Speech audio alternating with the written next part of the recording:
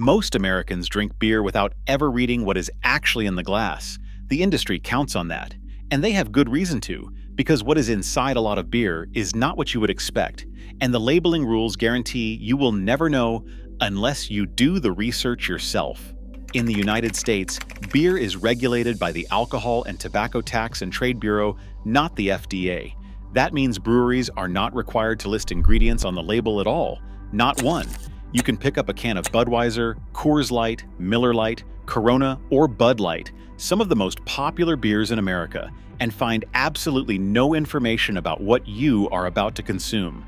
That gap between what you see and what is actually there is where the problems start. The most common hidden ingredient in mass-produced American light beers is cheap fermentable sugar from genetically modified sources. When you are buying one of the big 5 brands, you are not getting 100% malt. You are getting malt mixed with adjuncts, cheap filler grains, or syrup that reduces costs and lightens the body. But the marketing says premium. The ingredient list, if you could see it, would tell you something different. But sugar is not the biggest surprise. The real issues go much deeper into industrial chemistry. Consider the most popular light beers in America. Budweiser, Coors Light, Miller Lite, Corona, and Bud Light control the vast majority of the U.S. beer market. Each one of these brands contains ingredients that most drinkers have no idea about. Let us start with Budweiser. The company publicly disclosed their ingredient list after a petition campaign forced their hand. The answer shocked people. Budweiser is made with water, barley malt, rice, yeast, and hops. That rice is not there for flavor. It is there as a cheap adjunct, a substitute for more expensive malted barley. Rice is highly fermentable and lightens both the taste and the cost. In 2007, Greenpeace found experimental genetically modified rice in Budweiser batches, raising questions about whether the rice being used today is also genetically modified. Coors Light tells a similar story, but with a different adjunct. Their ingredients are water, barley malt, corn syrup listed as dextrose, yeast, and hop extract. Miller Lite uses the same formula: water, barley malt, corn syrup in the form of dextrose, yeast, hops, and hop extract. These 2 brands faced public backlash when Bud Light aired Super Bowl advertisements that pointed out both Miller Lite and Coors Light use corn syrup during brewing. Miller and Coors tried to defend themselves by saying the corn syrup ferments completely and does not remain in the final product.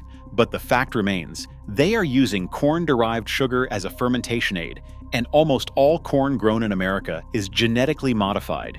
If your goal is to avoid GMO products, brewing beer with genetically modified corn syrup means you are funding the exact industry you are trying to avoid. Then there is Corona Extra.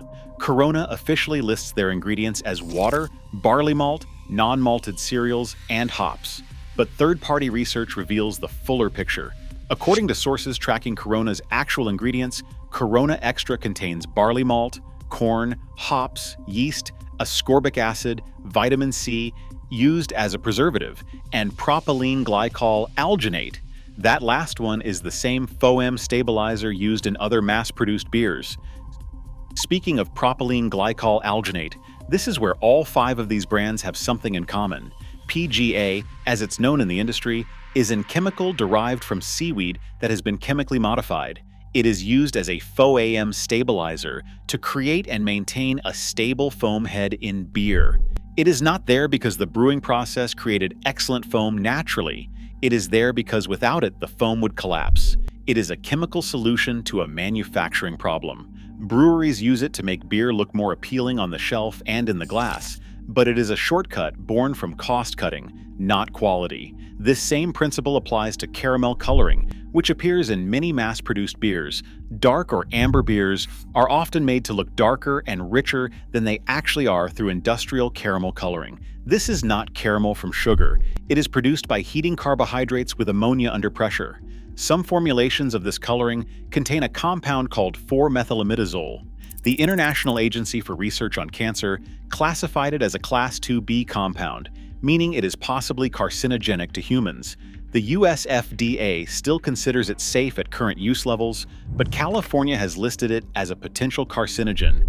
These colorings are added purely for aesthetics, to make cheap beer look premium, not for flavor or nutrition. Then there's the clearing process. After fermentation, beer contains yeast particles that make it cloudy. To get the crystal clear look that consumers expect, breweries use clearing agents. One of the most common is isinglass, which is derived from fish bladders, typically from sturgeon, cod, hake, or catfish. The protein in isinglass binds to yeast particles and causes them to sink to the bottom of the tank, leaving clear beer on top.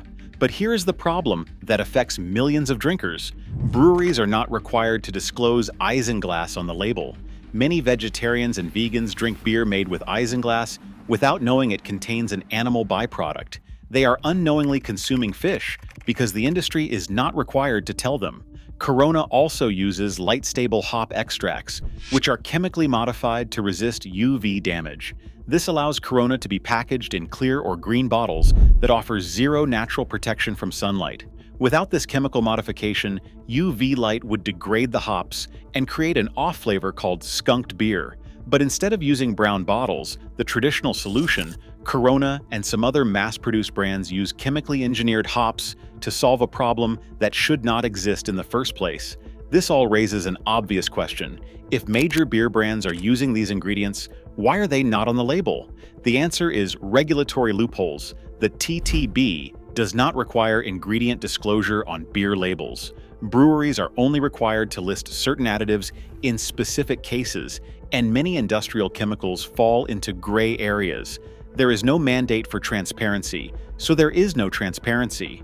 These 5 brands, Budweiser, Coors Light, Miller Lite, Corona, and Bud Light, exploit this gap every single day. But there's a contrast worth knowing about.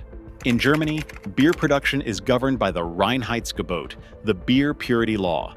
Under this standard, beer can only be made with 4 ingredients: water, barley malt, hops, and yeast. Nothing else. No rice, no corn syrup, no foam stabilizers, no caramel coloring, no chemical hop extracts, no fish bladders.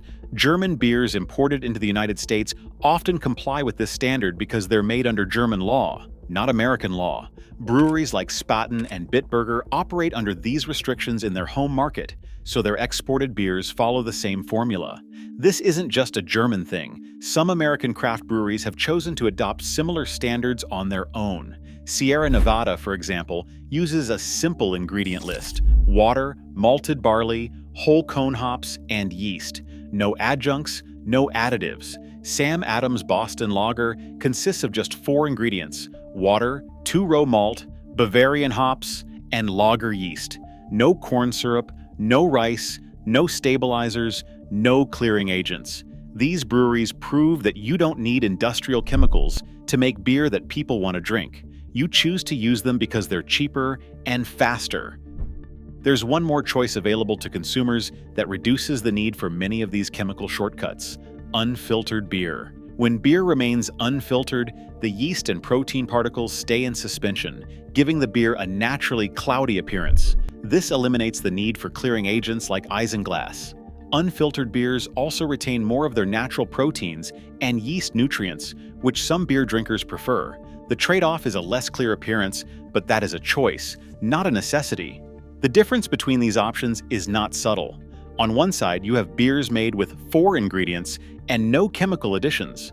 On the other, you have the 5 major brands: Budweiser with its genetically modified rice, Coors Light and Miller Lite with their corn syrup, Corona with its corn and propylene glycol alginate, and Bud Light with its dextrose. These products are engineered with multiple industrial chemicals, none of which appear on the label, none of which you are told about, and many of which serve purposes that have nothing to do with flavor and everything to do with cost and shelf appeal. The practical takeaway is simple. If you want to know what is in your beer, you have options. You can choose imported German beers made under the purity law. You can choose American craft breweries that publish their ingredients and avoid adjuncts and additives. You can choose unfiltered beers, or you can keep drinking what you have been drinking, knowing now what is actually in it. The label will not tell you, but now you know where to look and what to look for. The choice is yours.